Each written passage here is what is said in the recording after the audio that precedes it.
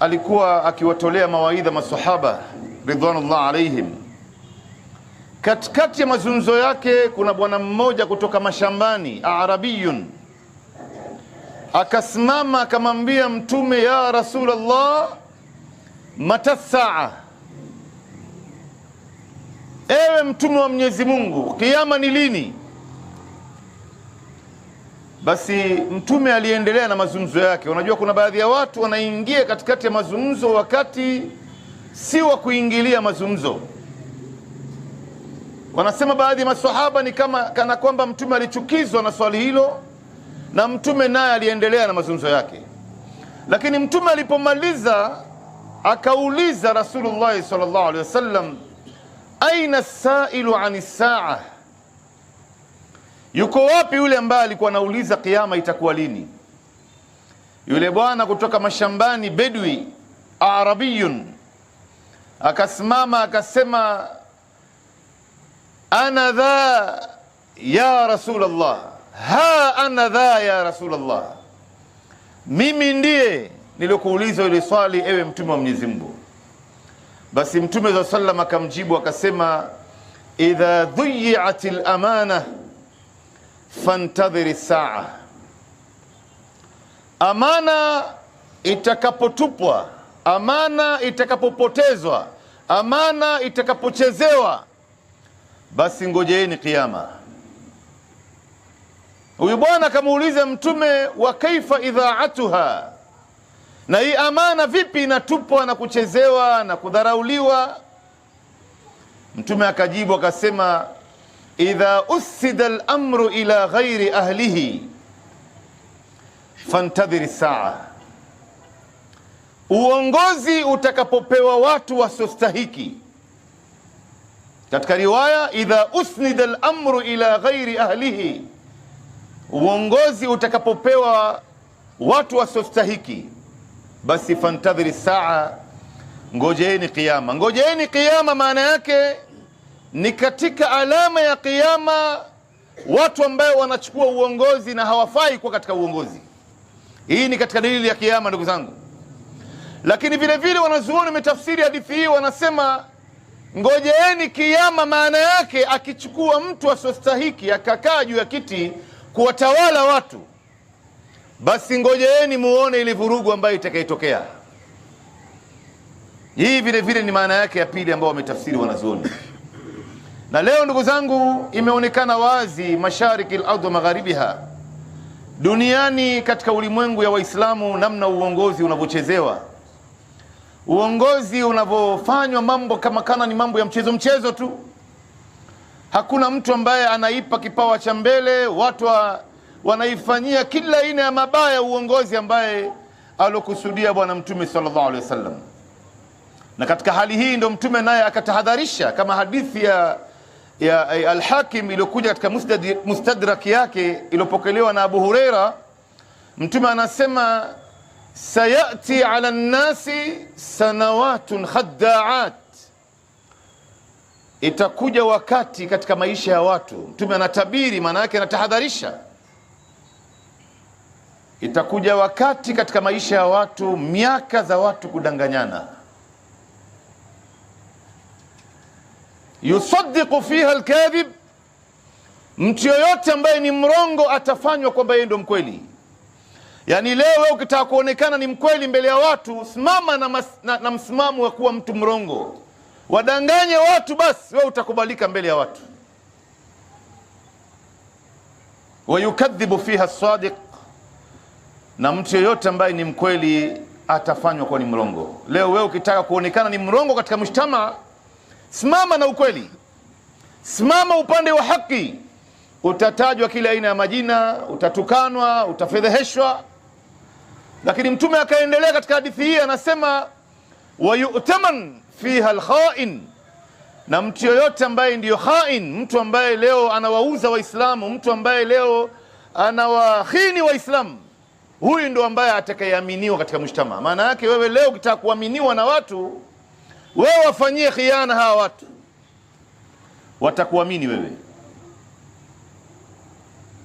Wayukhawinu fiha al-amin, na mtu yoyote ambaye ni mwaminifu atafanywa kwamba yeye ndio mtu khain. Wewe ukiwa muaminifu katika mshtama leo, watu hawakutaki. Wewe ni mtu ambaye umesimama upande wa Mungu, umesimama upande wa haki, haujawahi kula mali ya mtu, haujawahi kumdhulumu mtu, haujawahi kumuibia mtu. Mtu kama huyu leo katika asiri yetu hii, Mtume anasema hatakikani huyu mtu. Lakini Mtume akaendelea katika hadithi hii akasema, wa yuhadithu fiha ar-ruwaybidha. Ruwaybidha ndo ambaye atakuwa naongea mbele ya hawa watu. Maswahaba wakamuuliza Mtume, wa ma ruwaybidha ya Rasulullah, huyu ruwaybidha ni nani, ni nini hii? Mtume akajibu akasema, ar-rajulu tafi yatahaddath bi umuri al-am. Ar-rajulu tafi, Ibn al-Qayyim al-Jawzi ametafsiri tafsiri zaidi ya 10. Anasema ar-rajulu tafi, mtu ambaye ni mrongo, mtu ambaye ni msaliti, mtu ambaye ni mjinga kuliko wote, hata kama amesoma. Huyu ndo ambaye atakuwa anaongea kwa niaba ya watu. Na hizi hali ndugu zangu, Mtume aliweza kutahadharisha, na leo tunaziona kwa wakati wetu. Na ndio unaona ndugu zangu, namna masala ya uongozi inapopelekwa sehemu mbalimbali. Kuna haja ya sisi Waislamu kuyazungumzia haya masala, ili kila Muislamu apate kujua yumo ndani ya hatari gani akijihusisha na mambo haya. Na lau tutazidi kuyanyamazia, maisha za usoni, watoto wetu hawa, vijukuu na vitukuu na vilembwe, miaka 10, 20 inayokuja, hali itazidi kuwa mbaya. Na leo tunaona wakati wa uchaguzi, hata hii yetu ya association hapa, kile inapofika wakati wa uchaguzi, namna watu leo wanavyoikimbilia ile uongozi. Watu wanavunjiana heshima, wanatukanana, wanafedheheshana, aibu za watu inatoka mbele ya watu. Wengine wako tayari kufanya mabaya zaidi ya hayo. Kisa na maana ni lazima hii kiti tuipate sisi. Na si kwamba eti hao ambao wanaitafuta hii kiti wanataka kuleta marekebisho, wanataka kuja kuinua hali za watu, warekebishe mahali kuna makosa. Si hivyo. Hawa wanataka kuwatoa hawa ili na wao vile vile wapate kula, ili na wao vile vile wapate kufanya yale ambao wanataka kuyafanya. Sasa unakuta kwamba mambo yanazidi kuharibika na sisi tunayanyamazia. Lakini hili jambo ili iweze kurekebishwa, ndugu zangu, inamuhusu kila mmoja wetu alokaa hapa. Na ndio maana leo tunazunguka tukizungumzia maudhui hii, ili kila mmoja apate kufahamu Mwenyezi Mungu na mtume wake wanatuambia nini, wanatutahadharisha vipi kuhusiana na masala ya uongozi haya. Ndio unaona mimi hapa ndugu zangu nitataja aya na hadithi ya bwana mtume. Sitomtaja mtu wala siko upande wa mtu. Ikiwa wewe utaamua kunifanyia radi, zirudi hizi aya na hadithi ambazo mtume ametutahadharisha kuhusiana na mambo ya uongozi. Zirudi hizo aya na hizi hadithi ambazo ziko nyingi ndugu zangu. Na ndio unaona ndugu zangu, Mtume sallam anamwambia huyu bedui, mtu kutoka mashambani huyu, kwamba amana itakapofedheheshwa, amana itakapodhalilishwa, amana itakapochezewa, hii amana ni kitu gani hii? Maana yake ni kama yafuatayo. Kwanza, upate kujua we kama kiongozi, utakapokuwa unawatawala mandugu zako Waislamu ama si Waislamu, hii ni amana umepewa na Mwenyezi Mungu.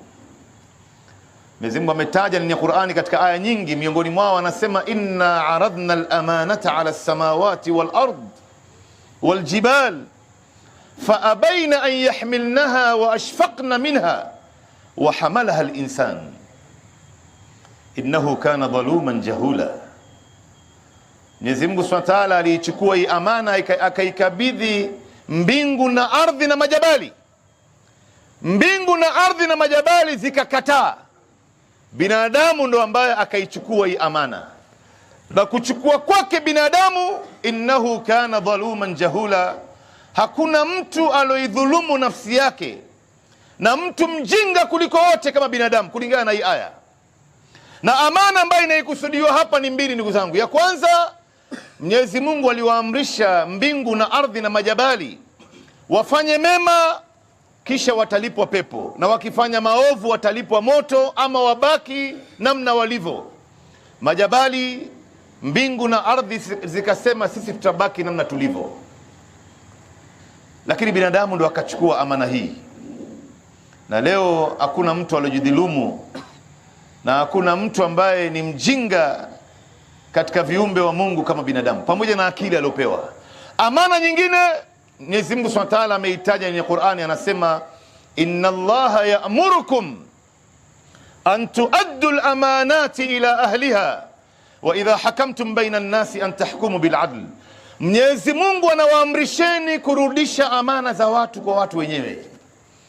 Wewe unapochaguliwa kuwa kiongozi upate kujua hii ni amana umekabidhiwa. Leo kuna baadhi ya watu akishakaa juu ya kiti anaifanya ile mali ya umma ni mali yake yeye, na anafanya anavyotaka, wala hataki ushauri wa mtu.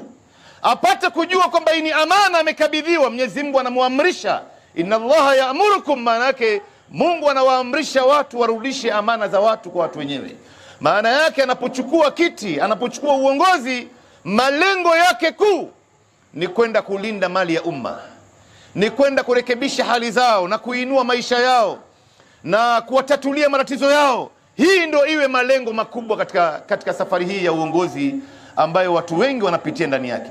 Na tunapozungumza mambo ya uongozi, ndugu yangu, hatuzungumzi mambo ya association peke yake. Wewe ni imamu wa msikiti, wewe ndo kiongozi ndani ya nyumba, kiongozi wa familia, wewe umechaguliwa katika jumuiya fulani. Pata kujua haya mambo yote yanamhusu kila mtu yoyote ambaye ni kiongozi anawaongoza wengine, basi yeye yumo ndani ya masala haya.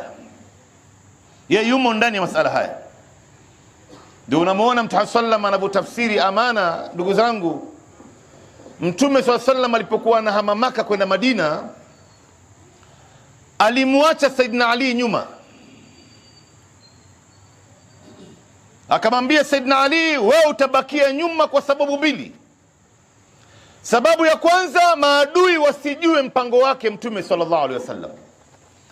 Wakati wao wakichungulia kwenye nyumba yake Mtume, wanaona kuna mtu amelala kitandani, wakijua ni Mtume bado amelala, kumbe Mtume naye ameshatoka na wao hawana habari. Lakini sababu ya pili kwa nini Mtume alimwacha Saidina Ali nyuma ni kwa sababu ya kurudisha amana za watu. Hawa maadui makafiri katika wale Makureishi, pamoja na kwamba hawakumkubali Mtume kwamba ni mtume wa Mungu, hakuna mtu ambaye walimuamini katika jamii yao wakati huo kuliko Rasulullah sallallahu alaihi wasallam. Pesa zao zote wakimpatia Mtume ndio wanawekea, amana zao, stakabadhi zao, mali yao. Basi Mtume anamwambia Saidina Ali, nitakuacha nyuma uwarudishie hawa ambao wanataka kuniua mimi, warudishie amana zao. Anamwambia Saidina Ali, unaona hii ni mali ya fulani, hii ni pesa ya fulani, hii ni stakabadhi ya fulani, hii ni haki ya fulani, hii ni amana ya fulani. Utapata wapi kiongozi kama Rasulullah sallallahu alaihi wasallam, ndugu zangu? Yani wewe leo mtu amekupatia shilingi milioni moja mfano ya Kenya, anakuambia bwana, na mimi nina safari, nitaka uniwekee hizi milioni, nitasafiri mwezi mmoja, miwili, mitatu, nitakaporudi inshallah naomba unirudishie amana yangu. Kisha baadaye ilipopita muda ukapata habari huyu mtu ambaye wewe umemshikia pesa zake anapanga njama, nitaka kukuua wewe, ama kuna njama fulani mbaya ambaye yeye ameshirikiana na watu wabaya, na wewe ndio ambao unaimiliki mali yake. Ndugu zangu, hizi pesa utamrudishia? Tena utamwambia huyu bwana anataka kunifanya hivi basi nitamuonesha chemtemakuni, hata ndururu yake hataiona. Lakini muangalie Mtume sallallahu alaihi wasallam, hakufanya mabaya kwa sababu watu wanafanya mabaya. Aliendelea kuonesha mfano bora. Idfa billati hiya ahsan fa idha alladhi bainaka wa bainahu adawa kaannahu waliyyun hamim. Toa mfano bora mbele ya watu. Usifanye dhulma kwa sababu watu wanafanya dhulma. Usiwaibie watu kwa sababu wewe pia umeona labda umeibiwa. Usiwafanyie watu khiana kwa sababu wamekhiniwa. La, wewe endelea kuwa Muislamu mahali popote, wakati wowote, katika hali yoyote. Usije ukaiharibu heshima yako. Heshima ya mtu ni kitu kikubwa sana, ndugu zangu. Heshima yako ndio inakutafsiri wewe. Heshima hii ikija kupotea, wewe umekwisha, hata ikiwa unaimiliki dunia. Thamani yako mbele ya watu imekwisha. lakini heshima yako ikiwa juu, hata kama wewe huna kitu duniani hapa, wewe utakalia juu na hakuna siku utapata tabu hapa duniani. Kwa hivyo Mwenyezi Mungu Subhanahu wa Ta'ala anawatunuku hawa watu mambo haya, wapate kujua kwamba hii ni amana mbele ya Mungu, na watakwenda kuulizwa, kullukum ra'in wa kullukum mas'ulun an ra'iyatihi. Kila mmoja wenu ni mchunga na kila mmoja wenu atakwenda kuulizwa juu ya alichokichunga. Kiongozi ni mchunga wa mali ya umma na hali ya umma, na atakwenda kuulizwa juu ya alichokichunga. Baba ni mchunga wa watoto wake na mke wake na familia yake, na siku ya kiyama atakwenda kuulizwa juu ya familia yake. Na hii hadithi inaendelea kuwa ni ndefu. Ndio Mtume sallallahu alaihi wasallam anasema katika hadithi nyingine ambayo ni sahihi, Mtume anasema kwamba man akhadha amwala an-nas yuridu saddaha au raddaha radda Allahu alayhi. Mtu yoyote ambaye atakayechukua mali ya umma, maana yake kwa maana nyingine atakayesimamia mali ya umma kwa malengo ya kwamba inshallah mimi nitaka kuwalindia hii mali, nataka kuwahifadhia, nataka kuinua maisha za watu na kurekebisha hali zao, basi Mwenyezi Mungu naye atakuwa upande wake, atamuinua na hali itakuwa nzuri. Lakini Mtume anasema wa man akhadha amwala an-nas yuridu itlafuha atlafahu Allah. Mtu yoyote ambaye atasimamia mali ya umma au amechukua mali ya umma kwa malengo ya kwamba nataka kuwaibia, nataka kuwadanganya, nataka kuwafanyia khiana, nataka kuwadhulumu, basi Mtume anasema atlafahu Allah, Mwenyezi Mungu atamdhalilisha. Na leo ndugu zangu, tunapozungumzia masala ya uongozi, lazima turudi katika tarehe, tuangalie wema waliotangulia kuanzia Rasulullah sallallahu alaihi wasallam waliweza kuipeleka vipi hii uongozi. Si kitu ya kuchezea ndugu zangu, wala si kitu ya kukimbilia. Wengi wetu hapa sisi tunayakimbilia haya bila kujua hatari iliyopo. Unajua, wakati mwingine unapojua jambo fulani leo utaifanya wewe katika madhambi, malipo yake Mungu atakulipa kadha wa kadha wa kadha, basi utaiendea hilo jambo kwa tahadhari. Lakini wewe hujui malipo yake ambaye ni mabaya uliyofanya haya, malipo yake ni nini, basi kila siku utakuwa unadharau, kumbe wewe unajichimbia moto wa nari jahannam na wewe mwenyewe hauna habari. Tutakuja kuona hapa ndugu zangu, hawa watu ambao wanakimbilia mambo ya uongozi wanajichimbia shimo nyingine ndani ya moto wa jahannam. Moto wa jahannam yenyewe ni shimo, na wao wenyewe wanajichimbia shimo nyingine katika moto wa jahannam, isipokuwa yule mtu ambaye atakayeongoza katika namna Mwenyezi Mungu na mtume wake walivyoweza kuelekeza, akafanya uadilifu, akawa ni mtu mwaminifu, akawa mkweli, akachunga haki za watu, huyo atafaulu fi dunia wal akhirah, atafaulu fi dunia wal akhirah. Ndio Mtume sallallahu alayhi wasallam anasema in shi'tum amba'tukum anil imara, leo mkitaka nitawaelezeni mambo ya uongozi haya. Mtume anawatahadharisha Waislamu, na hii hadithi wanasema wanazuoni ni kana kwamba Mtume anajaribu kuwaeleza Waislamu hakuna jambo la hatari kama uongozi, na anajaribu kuwaeleza Waislamu kaeni mbali na mambo ya uongozi haya. Leo unamkuta mtu Mwenyezi Mungu amemruzuku, amempa kila aina ya neema katika dunia hii, alhamdulillah, riziki yake sahali, hata kama ameandikwa kazi, watoto wake wanakula, wanasoma, anaweza kulipa nyumba, maisha yake inaenda, hana tabu yoyote, hana deni ya mtu, hajawahi kumdhulumu mtu, hajawahi kumfanyia mtu khiana, hajawahi kumuibia mtu, alafu anaamua kwenda kujiingiza kwenye fitna. Hakuna jambo la hatari ndugu zangu kama Muislamu kujiingiza kwenye fitna yeye mwenyewe. Ndio Mtume sallallahu alaihi wasallam akasema thintani yukrihuma ibnu Adam, kuna vitu viwili ambaye binadamu anavichukia, havipendi. Mtume akataja ya kwanza ni almaut. Kuna mtu yeyote miongoni mwetu hapa anaipenda mauti kweli? Hakuna. Lakini Mtume anasema wal mautu khairun lilmu'min min alfitna, Wakati mwingine mtu kufa ni bora kwa muumini wa kweli kuliko kujiingiza katika mambo ya fitna, akajikuta katika maisha mengine hakutarajia kwamba anaweza kuwa hapo. Sasa hivi ni madeni, sasa hivi ni majukumu, amejitwika, mambo ya haramu imemzunguka na anashindwa kuyatekeleza, na bado yuko pale pale tu. Na jambo lingine, Mtume Muhammad sallallahu alaihi wasallam anasema binadamu anachukia mali ndogo. Kila mmoja wetu anataka kuwa tajiri hapa. Ukiwa na kitu kidogo unaona hainitoshi, na inakutosha. Alhamdulillah, unaishi, huna maradhi yoyote, wewe ni mzima, unatembea, unakwenda, unarudi, watoto wako wanasoma, wanakula, wanavaa, maisha yako inaendelea, unaona hii hainitoshi hii. Lakini Mtume anasema na mali ndogo ni hisabu sahali mbele ya Mungu siku ya Kiyama.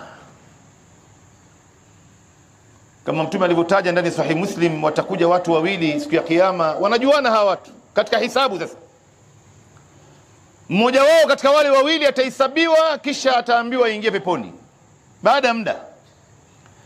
Kisha huyu mwingine ataambiwa wewe ngojea mwanzo, hisabu yako bado itaanza sasa hivi. Sasa yule atakapoingia ndani ya pepo, anaanza kustarehe mle ndani, ataanza kuulizia ule mwenzake. Kila akimwona mtu anaingia anamuuliza, umemwona fulani? Itapita wiki, itapita mwezi, itapita mwaka, itapita miaka miwili, miaka mitano, miaka 10, miaka 20, miaka 100. Hii ni hadithi ya Mtume, ndugu zangu. Itapita miaka 200, miaka 300, miaka 400, miaka 500. Sasa ndo yule bwana anajikokota, anafunguliwa mlango, anaingia ndani ya pepo ya Mungu. Yule mwenzake anamuuliza, ulikuwa wapi ndugu yangu? Umekosa starehe nyingi hapa, mambo ya hurul ain, matunda kila aina, raha za hapa na pale. Yule bwana anamjibu huyu ndugu yake, anamwambia alhisab, alhisab, alhisab. Nilikuwa nahesabiwa, nimehesabiwa peni ndururu, nikahesabiwa peni, kisha shilingi 5, shilingi 10, shilingi 20, shilingi 50, shilingi 100, shilingi 200, shilingi 500, shilingi 1000, moja baada ya nyingine, na mambo mengi mengine ambayo yalikuwa amenizunguka katika maisha yangu. Nilikuwa nahesabiwa moja baada ya nyingine. Ndio nimechelewa miaka 500 leo, miaka 500 ya akhira, sio ya duniani hapa ndugu zangu. Wa inna yawman inda rabbikum ka alfi sanatin mimma ta'udun. Siku moja mbele ya Mwenyezi Mungu siku ya Kiyama, siku moja ya akhira ni sawa na miaka 1000 hapa duniani. Sasa miaka 500 ya akhira itakuwa ni miaka mingapi hapa duniani ndugu zangu? Mtu anahesabiwa, anakwenda kujiingiza kwenye fitna mwenyewe, na alikuwa hana haja ya kwenda kule kwa sababu ilikuwa hawezi. Ndio Mtume anawaambia maswahaba, leo mkitaka inshallah nitawaelezeni mambo ya uongozi haya. Akawaambia awwaluha malama. Mtu akishachaguliwa tu akakaa juu ya kiti, jambo la kwanza ataanza kulaumiwa. Watu wanaanza kumlaumu sasa. Jamani, huyu bwana alituahidi mambo fulani, hata mmoja hajatekeleza. Hatukuelewana hivi, hatukubaliana hivi. Mbona anafanya matendo fulani ambaye sivyo tulivyokuwa tunatarajia kwake yeye? Ndio Mwenyezi Mungu anasema, wa minan nasi man yu'jibuka qawluhu fil hayati dunya wa yushhidu Allah ala ma fi qalbihi wa huwa aladdu khisamin. Kuna watu ambao utashangaa na mazungumzo yao, utavutika na mazungumzo yao wanapozungumza mbele ya watu. Watatoa ahadi nyingi na urongo nyingi, watu watawaamini. Tena anamshuhudisha Mwenyezi Mungu kwa yale ambayo yuko naye ndani ya moyo wake. Anawaambia watu, wallahi mkinichagua mimi nitafanya amri kadha na kadha na kadha na kadha. Kumbe Mwenyezi Mungu anasema wa huwa aladdu khisamin. Huyo Mwenyezi Mungu ambaye yeye anajificha nyuma yake, hakuna mgomvi wa Mungu kama yeye. Wa idha tawalla, sasa atakapokaa juu ya kiti sasa anatawala saa fil ardhi, unamuona anapita huku na huku, mara yuko huku, mara amesafiri huku, mara unamuona mahali fulani, mara katika maendeleo fulani. Saa fil ardhi liyufsida fiha, ili apate kuharibu huko ndani, afanye maharibifu, afanye mambo ya ufisadi. Wayuhlika alhartha wan nasl, na atafika mpaka kuangamiza mimea na vizazi. Atakata uhusiano na watu. Maana yake Mwenyezi Mungu anaelezea katika hii aya, atamwambia mtu, wewe nyamaza, unaongea kama nani wewe? Mkamate huyu na huyu, mtie ndani. Mwenyezi Mungu anasema na aendelee hapa duniani, lakini fahasbuhu jahannam, aendelee kufanya hii mambo anayowafanyia watu, lakini apate kujua marejeo yake, mwisho wake ni moto wa jahannam. Lakini watatokea watu ambao watamwambia mtu kama huyu, wa idha qila lahu ittaqillah, watatokea watu wa tauhid, watatokea watu wa msimamo wa sawa, watatokea watu ambao wanaitaka haki, watamfuata huyu kiongozi, watamuita kando kwa siri, watamwambia shekhe, muogope Mungu, haya mambo ambayo unayafanya Mungu hayuko radhi nayo, hatukuelewana hivi, hatukutarajia hivi. Mwenyezi Mungu anasema huyu bwana atakapoambiwa hivi na watu wanampa nasaha, akhadhathu al-izzatu bil ithmi, kile cheo chake alichopewa na watu, sasa ndio hiyo cheo inamfanya kuwa na kibri zaidi, na anaendelea kuongea ovyo, hana ushauri na mtu wala hatakumshauri mtu, na anafanya anavyotaka yeye. Kwa hivyo jambo la kwanza itakuwa ni lawama hapa. Anachaguliwa mtu, anakaa juu ya kiti, anaanza kulaumiwa sasa.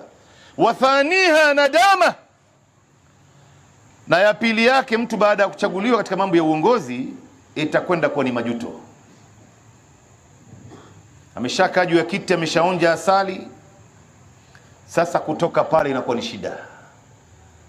Ndio unaona ukitembea katika baadhi ya miji, ndugu zangu, mtu anakaa katika uongozi miaka 60, yeye ni chairman, mweka hazina miaka 50, katibu miaka 50. Wamekaa pale kama ambao wamenata, na hakuna mtu anathubutu kuzungumza habari zao. Na mengi ndugu zangu, ukitembea katika miji nyingi, kesi za majumuiya nyingi, kesi za misikiti nyingi ziko mahakamani katika mikono ya watu wasiokuwa Waislamu. Kisa na maana ni kitu gani? Mambo ya uongozi. Kuna nini hasa hapa? Hata watu waweze kugombania kiasi hichi na watu wayang'ang'anie kiasi hichi. Yani mtu leo anaishi kwenye ncha ya moto, kwenye ncha ya shimo ya moto wa jahannam, na yeye anaendelea tu wala hajali. Lakini sasa anaogopa. Maana yake majuto, maana yake ni kwamba anaogopa, mimi nikija kutoka hapa, yale maovu yote ambayo niliyafanya yatakuja kujulikana na wale ambao watakaochukua cheo. Kwa hivyo lazima nibaki hapa katika hali na mali, hata kama itamaana kuwatia watu ndani, kuwadhoofisha watu, kuwafanya watu ni maadui, kutumia njia nyingine mbaya zaidi kuliko hayo. Ndio mnakumbuka miaka ya nyuma hapa ndugu zangu, wakati wa uchaguzi, nakumbuka kabla miaka 20 imepita, hii uchaguzi wa station ndugu zangu, kuna watu walikuja wakatupa petrol bomb siku ya uchaguzi, na kuna watu waliumia. Kuna nini hapa ndani ndugu zangu ambaye inang'aniwa kiasi hichi, ambaye watu wako tayari kuwavunjia wengine heshima wala hawaoni, wako tayari kufanya mambo ambayo ni kinyume na dini. Wengine si kwamba wanayafanya haya kwa sababu ya Uislamu, tunayafanya haya kwa sababu fulani mimi namkubali na fulani mimi simkubali, si kwa sababu ya haki. Fulani ni kabila langu, ule fulani si kabila yangu. Fulani ni rangi yangu, ule fulani si rangi yangu. Fulani mimi nikimchagua huyu na nikimsimamia, inshallah kuna kitu nitapata kwake. Si kwamba eti nasimamia mambo ya haki. Na haya yatakwenda kuwa ni majuto, si hapa hapa duniani ndugu zangu, hata mbele ya Mungu siku ya kiyama.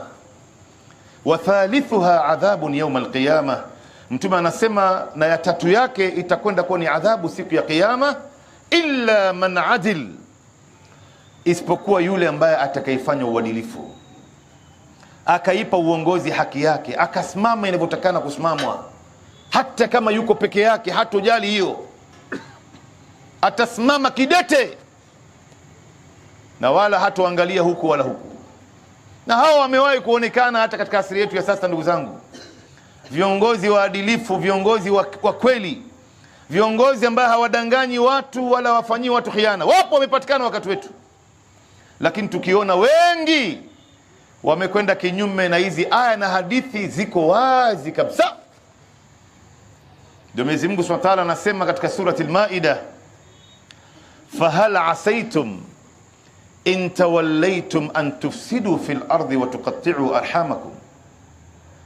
Sio jambo ambalo linatarajiwa kwenu nyinyi. Jamani, nyinyi Waislamu ambaye wengi wenu ni wanafiki, in tawallaytum, ikiwa mtatawala, an tufsidu fil ardi wa tuqatti'u arhamakum, mtakwenda kufanya maharibifu katika ardhi hii, mtaleta corruption, mtafanya ufisadi na mtawakata mandugu zenu katika jamaa zenu na Waislamu wenzenu.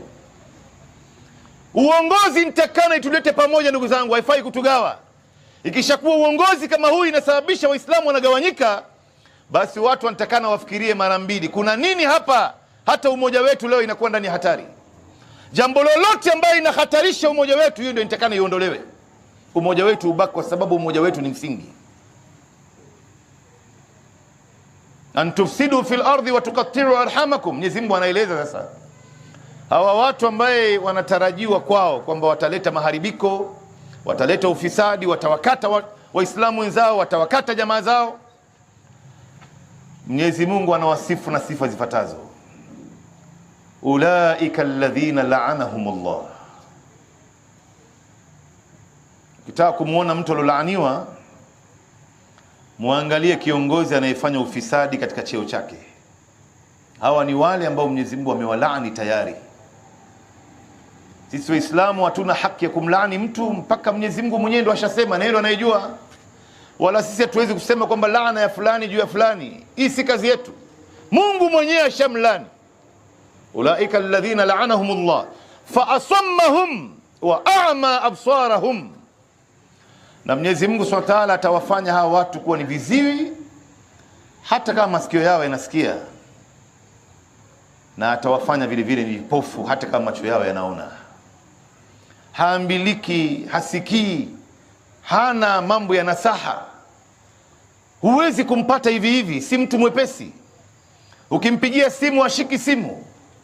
Ukitaka appointment kukutana na yeye, kuna jambo la dharura, itabidi uweke appointment labda ya miezi miwili mpaka mwaka nzima ndio uje uonane naye. Na ukutana na yeye vile vile hawezi kupa nafasi. Angalia Mtume sallallahu alaihi wasallam alikuwa anakaa katikati ya mafukara. Maswahaba wanamuuliza Rasulullah, tunakuona unapenda kukaa katikati ya masakini hawa, kuna nini hasa? Anawaambia, vipi nitajua hali zao mbaya hawa ikiwa sikusikia harufu yao mbaya? Huyu ndio kiongozi ndugu zangu, ambaye ni mwepesi kuingiliana na watu. Anashika simu za watu, anawajulia watu, anaingia mpaka mitaani huko, anakwenda kujua watu katika hali gani. Saidina Umar anatoka usiku wa manane, anaingia mitaani, wakati mwingine anakwenda kusikiza mpaka kwenye milango ya watu wanafanya nini, wanasema nini kuhusiana na uongozi wake. Kuna siku Saidina Umar amemkuta mwanamke na watoto wake watatu wameshalala usiku wa manane. Kuna sufuria juu ya moto inatokota, ameweka baadhi ya vijijiwe kama vile kokoto. Saidina Umar anamuuliza, nini hii? Anamwambia, bwana, anamwambia, hii nimeweka maji tu, nimeweka mawe ndani yake ili watoto waone chakula inaendelea kuiva, wapate usingizi, walale, wasahau. Huyu mwanamke akamwambia Saidina Umar bila kujua kwamba yeye ni Umar, wallahi mimi katika hii hali niliyoko ndani yangu na mnaumu kiongozi wetu Saidina Umar, na mimi nitakwenda kusimama naye mbele ya Mungu siku ya Kiyama. Saidina Umar aliposikia maneno haya ilimtingisha, na akatokwa na machozi, akatoka mbio, akaenda kwenye hazina ya Waislamu. Wakati huo Saidina Umar ndo khalifa, yani sehemu ya bara Arabu zote iko chini yake, takriban robo na nusu ya Afrika iko chini yake, sehemu za Europe iko chini yake, Middle East iko chini yake. Yeye ndo ambaye anayeongoza mambo haya. Akaingia kwenye hazina, akatoa tende, akatoa nafaka, akatoa ngano, akatoa mchele, akaweka, akamwambia ule msaidizi wake, niwekee kwenye mgongo wangu. Akamwambia, vipi Amiri Muuminin, utabeba hivi vitu? Mimi ndo nitaibeba, mimi ni msaidizi wako. Akamwambia, utanibebea mzigo wangu siku ya Kiyama wewe? Unazungumza nini wewe? Weka hapa, mimi nitapeleka mwenyewe. Saidina Umar alipofika pale, akapika chakula mwenyewe, akawaamsha wale watoto, akawalisha, Ule mwanamke akamwambia, sasa wewe ndio unafaa kuwa amiri almu'minin, sio Umar. Analala ofisini tu kule, wala hajui hali zetu. Wewe ndio ambao unaifaa. Saidna Umar akamwambia, unaonaje kesho asubuhi uje msikitini tumshtakie Umar haya mambo ambayo wewe unayasema. Huyu mwanamke alipomuona Umar, ndugu zangu, alizimia alipoambiwa kwamba huyu ndio Umar. Akamwambia, anta ya Umar, wewe ndiye. Akazimia. Jamani, hao ndio viongozi ambao tunafaa kuiga mifano yao bwana. Si wewe unakaa kwenye kiti hata ujui hali ya watu. Hii ni majukumu mazito umeyabeba katika migongo yako, na hii hali itaendelea mpaka lini jamani? Watu kung'ang'ania uongozi, wanang'ang'ania uongozi. Siku za uchaguzi watu wako tayari kuuana sasa, lakini inapomalizika kana kwamba hakuna kitu yote ambayo imetokea.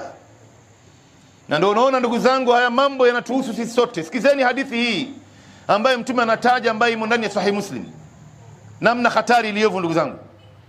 Mtume anasema, wailun lil umara,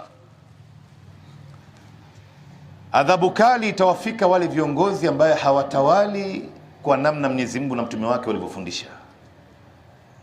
Na wail, wanasema baadhi mufassirin, ni wadin fi nari jahannam, ni shimo ndani ya moto wa jahannam. Moto wa jahannam yenyewe ni shimo, lakini kuna shimo nyingine wamechimbiwa watu kama hawa, viongozi kama hawa, ndani ya moto wa jahannam. Itakuwa ni shimo aina gani hii ndugu zangu?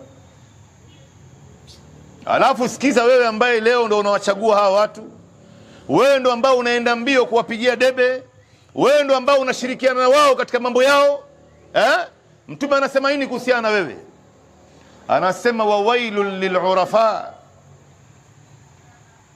Urafa ni jamu ya arif.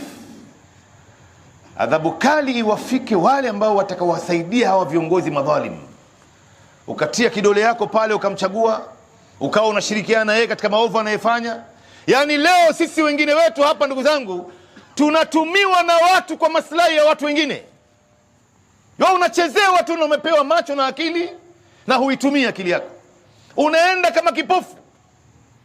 Pata kujua ndugu yangu, wewe ambaye umeshiriki katika mambo haya, katika njia moja au nyingine ukamweka kiongozi dhalim juu ya kiti, laana ya Mungu itakapotoka, itakapoanguka baada ya hawa viongozi kufanya mambo ya dhulma, itawatafuta wale wote waliohusika na itakuja itagonga. Ndio hapa Mtume anatuambia tukae mbali na mambo ya uongozi haya ndugu zangu. Na wewe muulize mtu yoyote leo, wewe umechaguliwa vipi wewe? Utakuta kuna mambo yalifanyika ambaye si sawa wakati wa uchaguzi wake. Imma aliwahonga watu. Aliwahonga, si lazima atumie pesa tu. Nakumbuka wakati wa uchaguzi ya miaka ya nyuma, Waislamu hapa Kisumu walikuwa na hongwa na mchele wa pishori.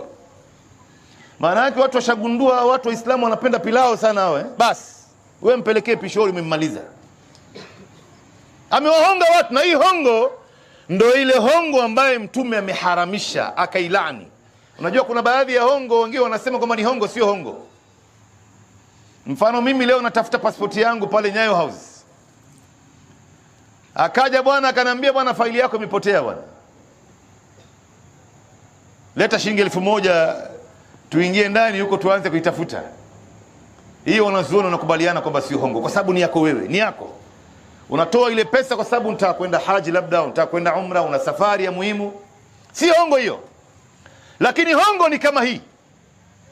Unampa mtu pesa au unampa kitu ili awe upande wako upate kitu fulani, na kuna watu ambao wanastahiki hiyo kitu ambao unaitafuta wewe kuliko wewe. Hii sasa ndio inakuwa ni hongo. Na Mtume anasema, la'ana Allahu ar-rashi wal murtashi. Mwenyezi Mungu amemlaani mwenye kupeana hongo na mwenye kupewa, wote wawili wamelaaniwa. Wewe ukishakuwa ndani ya laana ya Mungu ndugu zangu, kwa sababu ya kupewa kitu kidogo tu au umeahidiwa kitu kidogo tu, yatakwenda kuletea matatizo. Na laana maana yake ni kuwa mbali na rehma na neema ya Mungu. Wewe ukishakuwa mbali na rehma na neema ya Mungu, utakuwa na kheri gani katika dunia yako na akhera yako? Utakuwa na kheri gani ndugu zangu?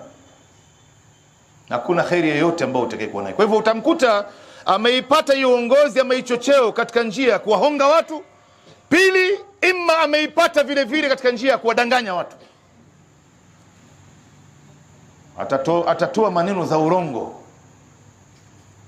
ili watu wamwamini, aonekane kwamba ni mtu mkweli, kisha akishapata anajifanya kana kwamba yeye hamnazo, manake hata ana habari. Watu wanamuuliza, mbona mambo fulani tulikubaliana, kuna kitu fulani tunatarajia bado, itakuwa lini?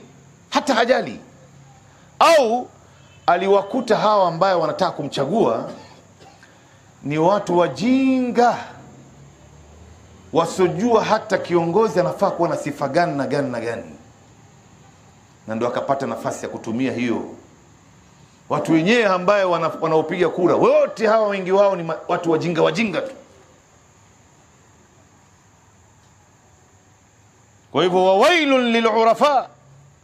Wewe ukihusika katika mambo haya, ndugu yangu, pata kujua shimo ndani ya moto wa jahannam inakungojea wewe. Wawailun lilumana, hapa naye ndio kuna hatari zaidi ndugu zangu. Mtume anatahadharisha, anasema na adhabu kali na shimo ndani ya moto wa jahannam itawafika wale ambao ni umana. Unajua umana ni nani ndugu zangu? Hao kwa Kiingereza wanaitwa trustees. Mtume amewataja ndani ya hadithi. Wewe ni trustee wa chama fulani, ni trustee ya kundi fulani, ni trustee ya msikiti fulani, ni trustee ya jumuiya fulani. Unakaa pale kwenye utrustee miaka nenda miaka rudi kama sanamu. Maovu, dhulma inatendeka, wewe unaangalia tu. Hakuna hata siku moja umewahi kutoa sauti, na wewe ndio ambao umeaminiwa. Jamani, tunataka uwachunge hawa viongozi ambao wako chini yetu hawa. Leo matrustee wengi ndugu zangu wanakaa katika maisha hatari, hawajui. Ndio unaona, ikiwa wewe huwezi ndugu yangu, kaa mbali. Kama Mtume alivyomwambia Abu Dharr al-Ghifari, Jundub bin Junada anakuja kwa Mtume anamwambia, Rasulullah, ala tastamilni, ya Rasulullah, mbona usinipe cheo cha uongozi niweze kuwaongoza watu? Mtume sallallahu alayhi wasallam anamshika, fa akhadha bimankibaihi, anamshika Jundub bin Junada Abu Dharr kwenye mabega yake hapa, anamwambia ya Abu Dharr, Aba Dharr, innaka dhaifun, wa fi riwaya innaka la dhaif, wa innaha satakunu khizyatun wa nadamatun yawm alqiyama. Wewe ni mtu dhaifu sana, uwezi. Wewe kununuliwa ni rahisi, kuchezewa ni rahisi, kudanganywa ni rahisi. Na ndo wengi wetu sisi hapa tuko na sifa kama hizi. Mtu anajiingiza tu kwenye matatizo haya bila kuuliza dini yake inamwamrisha vipi. Kiongozi anafaa kuwa na sifa gani, anafaa kuwa katika hali gani, anafaa kuchaguliwa vipi. Wengi wa watu naye hawajui. Na ndio unaona namna tunavyochaguana hapa nje ndugu zangu, hizi zote ni kinyume na Uislamu. Mtu anasimama anawaambia watu, mimi nataka mnichague mimi, naomba kura zenu. Wengine si kwamba wanasema naomba kura zenu, maana yake naomba kula zenu. Si kama tunafahamiana jamani? Yule ambaye anayeomba kura yule anasimama, jamani nichagueni mimi. Mtume anasema huyo ndo afai kabisa, afai kupewa kura huyo. Na ndio Mtume sallallahu alayhi wasallam anasema, inna wallahi la nuwalli hadha al-amal ahadan yatlubuhu. Mtume anakula kiapo, anasema sisi Waislamu wallahi hatumpatii mtu yoyote wadhifa hii ya uongozi, mtu yoyote aliyoiomba. Na Mtume sallallahu alayhi wasallam anasema mtu yoyote mwenye kuomba cheo, anayeomba kura, huyo hana kheri na nyinyi, asipewe huyo, hana kheri. Sasa leo naona mambo ya uongozi katika mji wetu wa Kisumu hii ndugu zangu, yanafanyika mambo kinyume na dini kabisa, na watu ambao wanaojua ni wanazuoni. Sasa ikishakuwa wanazuoni wenyewe ndio wanafanya mambo haya, hali ya maamuma itakuwaje? Ndio Mtume sallallahu alayhi wasallam anasema, innama akhwafu ma akhafu alaykum al-a'immatul mudhillin, jambo kubwa ambayo mimi nahofia kwenu nyinyi ni wanazuoni waliopotea. Ikishakuwa mwanachuoni huyu ndo imamu wa msikiti, hali yake ndo hii, yeye mwenyewe ameshapotea, hali ya maamuma itakuwaje? Ndio wanasema Waingereza, if this is the priest May God bless the congregation. Ikiwa imamu ndio huyu, basi Mungu awahurumie maamuma katika hali mbaya sana. Na ndio pale Mtume akatahadharisha akasema, inna Allaha la yaqbidhu ilman intiza'an yantazi'uhu minan nas walakin yaqbidhu alilm biqabdi alulama. Mwenyezi Mungu haichukui elimu kutoka kwa watu kwamba wewe ulikuwa na elimu kisha akakupokonya, akakutoa kwenye kifua chako ukasahau kila kitu. Mungu hafanyi hivyo. Lakini anaichukua elimu kwa kuwafisha wanazuoni. Wanazuoni wataanza kufa mmoja baada ya mwingine. Wataondoka hata idha ma yubqi aliman. Wataondoka mpaka watabakia watu, hakuna mwanachuoni ambaye atakayebakia. Leo katika mji wetu huu, ndugu zangu, wanachuoni wangapi wamekufa sisi tukiwa bado ni wadogo, na wengine tushafika utu uzima.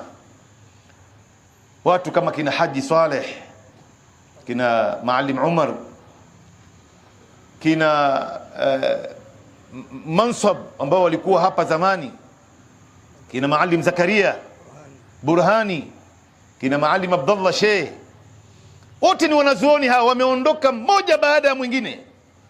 Mtume anasema wataondoka hawa mpaka itakuwa sasa hivi hakuna tena wanazuoni. Yabakia watu labda ni sisi tu majina basi. Watakhadhu an-nasa ru'usan juhalan. Kisha watu watawafata watu wajinga, ndio watawafanya hawa ndo wanazuoni wao, hawa ndo washauri wao, hawa ndo ambao watakakuwa wanatoa fatwa. Fasuilu faaftau bighairi ilm. Mtume anasema hawa wataulizwa maswali ya kidini kisha watatoa fatwa bila kuwa na elimu nacho. Fadhallu wa adhallu. Mtume anasema hawa wanachuoni wenyewe wanaodai kwamba wao ni wanazuoni wamepotea na wanawapoteza na wengine vile vile. Wanawapoteza na wengine vile vile. Kwa hivyo fawailun lilumana. Hawa matrustees wapate kujua wamebeba majukumu kubwa sana mbele ya Mungu. Na ili jukumu ambao watakwenda kuulizwa nalo mbele ya Mungu. Ndugu zangu, uongozi unachaguliwa vipi? Inachaguliwa kwa watu kupiga kura, wapiga mlolongo, ama kila mtu aje tu aanze kuingiza karatasi pale?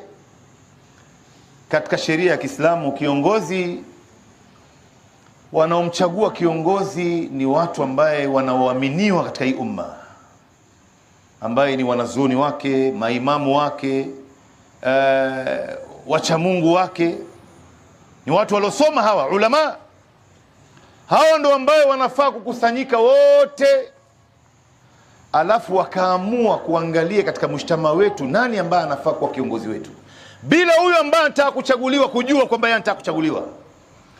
Wakasema bwana fulani ana sifa ambazo kiongozi anafaa kuwa nazo. Moja, kwanza ni mtu mcha Mungu. Takwa inaanza mwanzo, ndugu zangu. Pili, ni mtu ambaye ameisoma Qur'an, anaijua Qur'an. Faliya umma alqaum aqra'uhum likitabillah. Awaongoze watu mtu ambaye anaijua Qur'ani kuliko watu wote. Kisha katika Qur'ani naye anaijua sunna, anafuata sunna za Bwana Mtume sallallahu alaihi wasallam na amezishika zile sunna.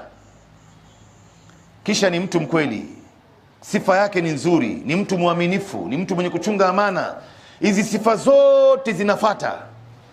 Alafu wanakubaliana wale mashekhe na wale maimamu kwa pamoja, wanamuita ule bwana, wanamwambia mbele ya hadhara, jamani, tumeamua wewe ndio uwe kiongozi wetu, na tunakutuma uwe kiongozi na ufanye baadhi ya kazi yafuatayo. Tuna matarajio kadhaa, kuna mali ya umma hapa, kuna hali za umma, kuna watu hali zao, na wajane na mayatima na wagonjwa na watu wazima na watoto wao. Tunaona hali hapa sio hali. Lakini hii ambayo tunaifanya sisi, ya mtu anakwenda, bana nichagueni mimi. Wewe ni nani mwanzo hata uombe kura? Wewe ni nani? Na wengi wa watu wanajiingiza kwenye mtego huu. Tunatumiwa sisi, baada hapo utambuliki tena, ndugu zangu.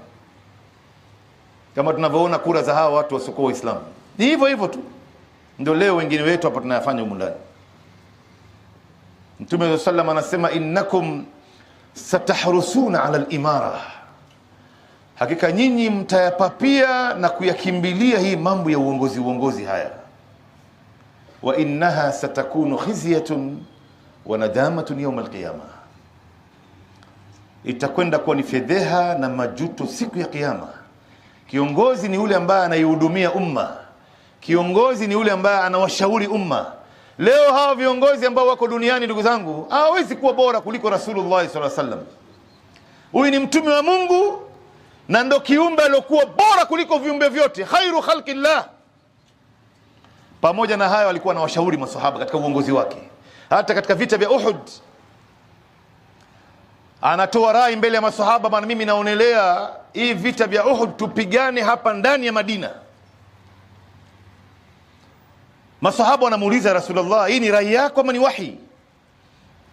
Anawaambia, ni rai yangu. Basi kama ni rai yako, sisi tunaonelea hivi, lao tutapigana na hawa maadui ndani ya Madina. Hapa Madina kuna familia zetu, watoto wetu, watu wazima, wagonjwa, wazee, wake zetu, biashara zetu. Wakituingia hapa wanaweza kuja kutumalizia humu. Kwa hivyo unaonaje tuipeleke hii vita vya Uhud katika uwanja wa Uhud? Mtume akaacha rai yake na akachukua rai ya masahaba. Lakini leo viongozi wetu akishakaa juu ya kiti hana ushauri na mtu, anakuwa ni dikteta. Maana yake anachoamua yeye ndo mwisho, na mtu yoyote akijaribu kuleta rai yake tu, basi huyu anatafuta matatizo. Anaonekana ni mtu jeuri katika mshtama, anaweza akaandikiwa hata barua ya wakili. Kiongozi ni mtu ambaye anawajali raia wake kuliko yeye mwenyewe. Mwanzo raia wake wanakuja mwanzo, na hivi ndo namna khulafai rashidin walivyofanya, na ndo namna mtume naye alivyowafundisha maswahaba ridwanullah alaihim. Angalia mtume alipokuwa na hamamaka kwenda Madina, maadui walipopanga njama ya kutaka kumuua mtume, na mtume ashapewa habari na Mwenyezi Mungu, akaambiwa ondoka. Unajua mtume alifanya nini? Mtume aliwaambia maswahaba, ondokeni nyinyi mwanzo kutoka Maka mwende Madina,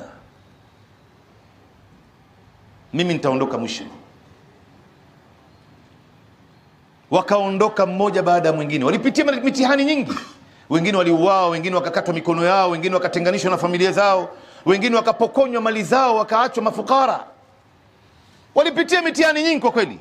Hata Saidna Umar alipopanda juu ya jabali ndogo wakati anahama kwenda Madina, aliwaambia Makuraish, mtu yoyote ambaye anataka kumfanya mke wake awe ni mjane au mtoto wake awe yatima, ajaribu kunizuia katika safari yangu ya kwenda Madina hii.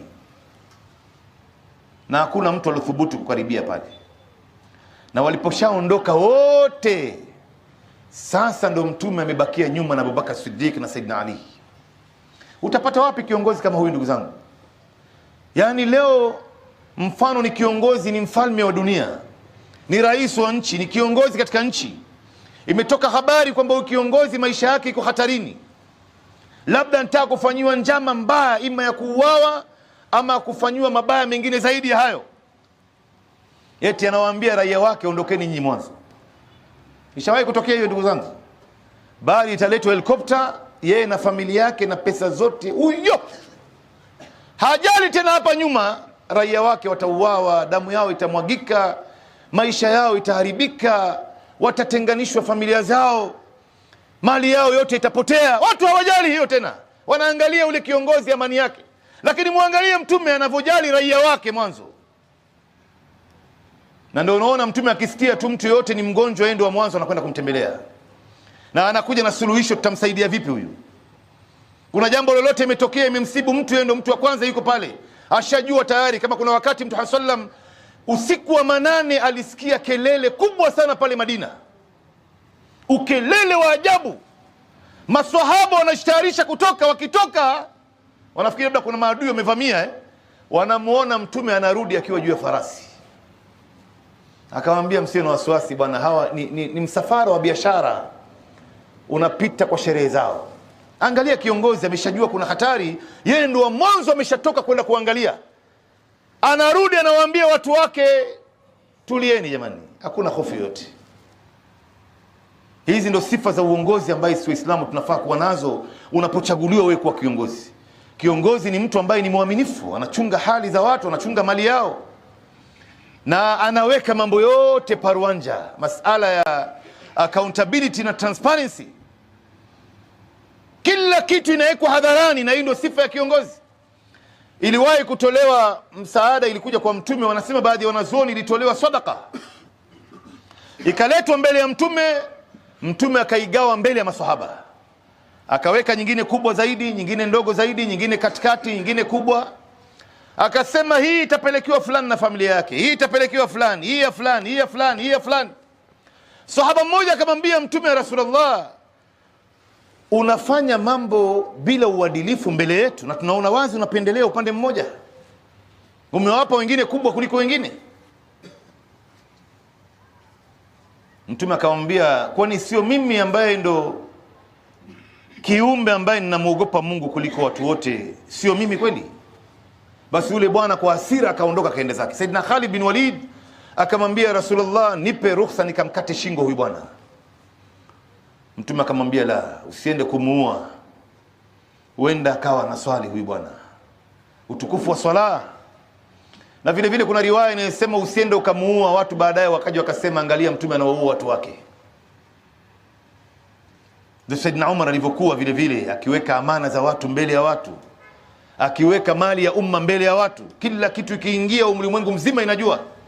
Wewe leo ni imamu wa msikiti, wewe ni kiongozi, chochote ambacho kinapatikana umma lazima ijue, kwa sababu wewe umewekwa pale kuwakilisha hawa.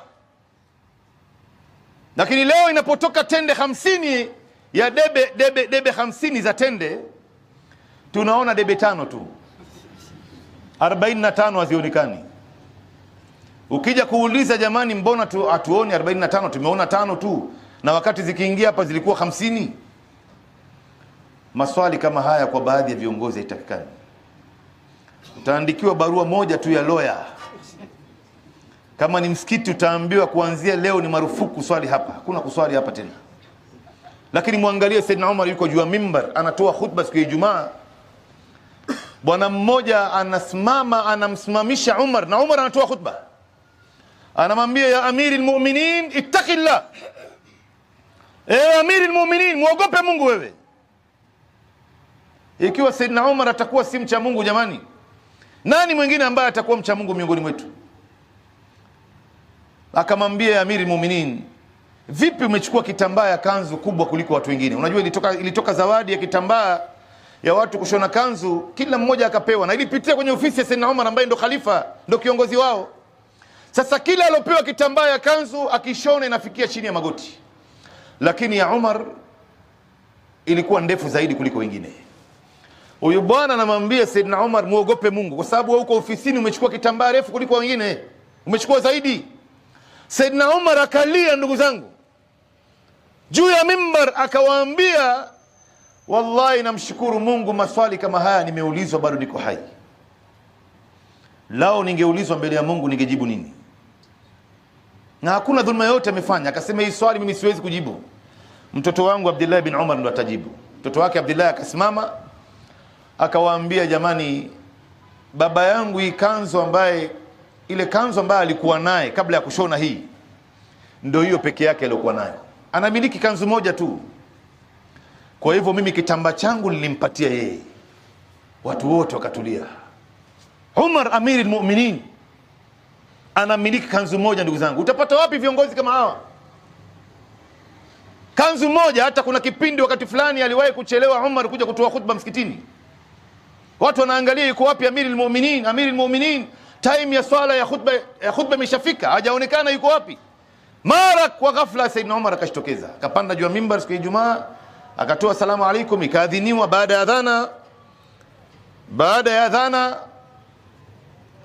Saidina Umar akasimama akawaambia, kwa wallahi mimi ndo mtu wa mwisho nisingependa kuwacheleweshea khutba yenu, lakini hii kanzu moja niloivaa mimi ndo hiyo ambayo niko naye, nilikuwa nimeifua, nilikuwa nangojea ikauke, ndo maana imechelewa kukauka, ndo maana nikachelewa kuja hapa.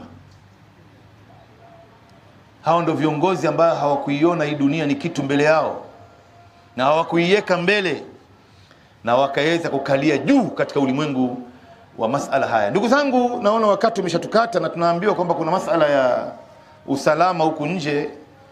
iwe by saa 2:30 tushatoka hapa, na bila shaka hii maudhui itakuwa na maswali mengi.